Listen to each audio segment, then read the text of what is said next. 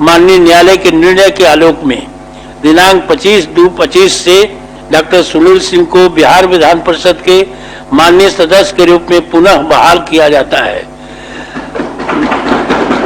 साथ ही डॉक्टर सुनील कुमार सिंह से अपेक्षा की जाती है वे सदन की मर्यादा एवं अपने आचरण के प्रति भविष्य में सजग रहेंगे। सभी माननीय सदस्यगण, बिहार विधान परिषद के 206वें सत्र में दिनांक 13/2/24 को महामहिम राज्यपाल के अभिभाषण पर धन्यवाद प्रस्ताव पर अनुमोदन भाषण के क्रम में डॉक्टर सुनील कुमार सिंह एवं श्री मोहम्मद शोएब द्वारा सदन के भीतर असंसदीय आचरण एवं अमर्यादित व्यवहार द्वारा गंभीर अवस्था उत्पन्न कर कार्यवाही में बाधा डालने, सदन के नेता को अपमानित करने, आसन के प्रति अवज्ञा करने तथा बिहार विधान परिषद की प्रक्रिया एवं कार्य संचालन नियमावली के प्रावधानों का उल्लंघन करने के आरोपों को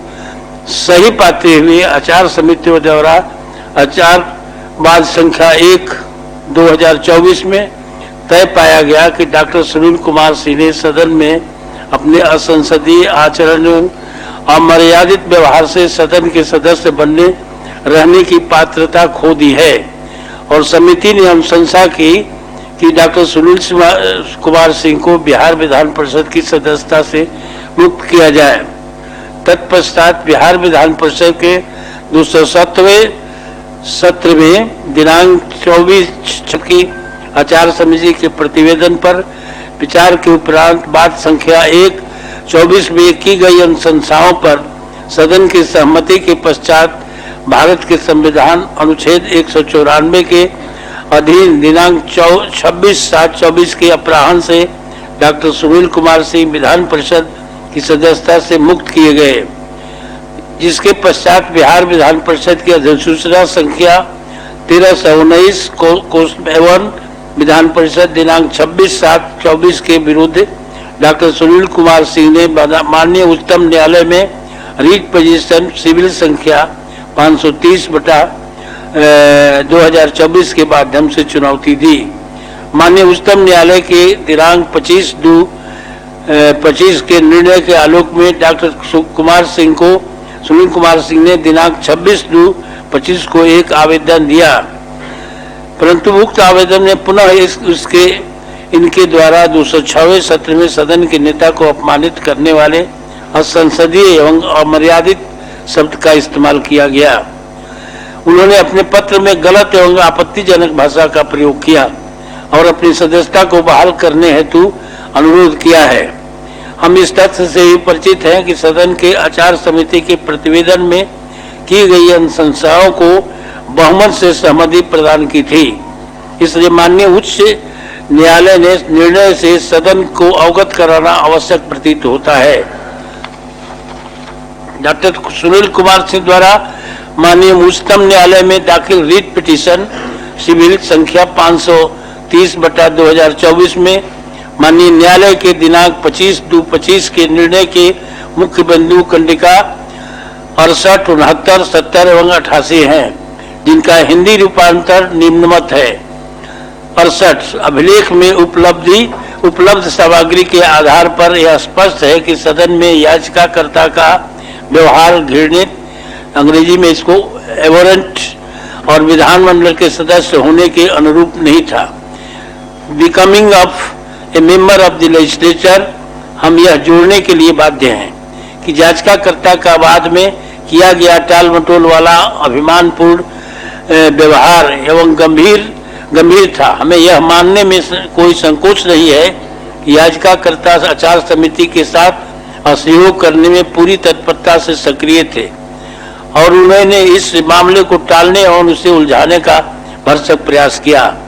हम पहले ही विस्तार से बता चुके हैं कि याचिकाकर्ता ने किसी न किसी बहाने से आचार समिति के समक्ष उपस्थित होने के लिए छूट कैसे मांगी। ऐसा व्यवहार आचार समिति के अधिकार को दरकिनार करने का एक कुत्सित प्रयास था। जब 69 में है, जब याचिकाकर्ता आचार समिति के समक्ष उपस्थित हुए तो उन पर लगे आरोपों के जवाब देने के बजाय उन्होंने आचार समिति की प्रामाणिकता एवं बद्धता पर ही सवाल उठाना उचित समझा। याचिकाकर्ता बिहार विधान परिषद में अपनी पार्टी के मुख्य सचेतक के रूप में कार्य कर चुके हैं। संभवतः यह दावा नहीं कर सकते हैं कि उन्हें उन प्रावधानों की जानकारी नहीं थी जिनके तहत आचार समिति का गठन किया गया और उन्होंने अपनी कार्यवाही संचालित की थी। आचार समिति के समक्ष याचिकाकर्ता द्वारा प्रदर्शित अहंकार निसंदेह एक जनप्रतिनिधि के नाते अत्यंत ही अशोभनीय है। 70 में है, यह उल्लेख करना आवश्यक है कि याचिकाकर्ता अन्य दोषी सदस्य श्री मोहम्मद सोहैब के साथ कोई समानता नहीं रख सकते हैं। इन्होंने आचार समिति के साथ उचित सहयोग किया और अपने आचरण के लिए खेद व्यक्त किया। दूसरी ओर याचिकाकर्ता का व्यवहार इस बात को रेखांकित करता है कि उन्होंने जानबूझकर नियामक विनियामक प्रक्रिया को धूमिल किया और न्याय प्रक्रिया को विफल किया। हम इस तथ्य के प्रति भी सचेत है कि याचिकाकर्ता ने पहले भी इस तरह का कदाचार किया था, जिसके लिए उन्हें सदन से निलंबित किया जा चुका है। माननीय उच्चतम न्यायालय ने आचार समिति द्वारा बात संख्या 1/2024 में डॉक्टर सुनील कुमार सिंह को सदन में अपने असंसदीय आचरण एवं अमर्यादित व्यवहार के लिए दोषी होने संबंधी निर्णय को सही पाया, किंतु सजा के बिंदु पर सदन की सदस्यता से मुक्त करने संबंधी अनुशंसा को अनुपात से अधिक करार दिया। तत्पश्चात खंडिका 88 में माननीय उच्चतम न्यायालय ने यह कहते हुए कि याचिकाकर्ता को दी गई सजा उनके द्वारा किए गए कदाचार की प्रकृति के अनुरूप से अत्यधिक और अनुपातहीन थे, इसलिए याचिकाकर्ता को निष्कासन की तिथि से आदेश के दिन तक 7 महीने की अवधि तक उनके निलंबन को उनके कदाचार के लिए पर्याप्त सजाए मानते हुए, मतलब उसको सजा माना गया है, सजा मानते हुए डॉक्टर सुनील कुमार सिंह को सदस्य के रूप में बहाल करने का निर्देश दिया और इस अवधि में डॉक्टर सुनील कुमार सिंह को किसी भी पारिश्रमिक एवं अन्य मौद्रिक लाभ का हकदार भी नहीं मानता। माननीय उच्चतम न्यायालय के आदेश में यह चेतावनी भी है, यदि डॉक्टर सुनील कुमार सिंह याचिकाकर्ता अपनी बहाली के बाद भी इस तरह के कदाचार में लिप्त रहते हैं तो आचार समिति या बिहार विधान परिषद के सभापति कानून के अनुसार उचित कार्रवाई करने का निर्णय लेने के लिए स्वतंत्र है। इसकी दोबारा रिपीट नहीं होनी चाहिए। अतः उपयुक्त वर्णित माननीय न्यायालय के निर्णय के आलोक में दिनांक 25/2/25 से डॉक्टर सुनील सिंह को बिहार विधान परिषद के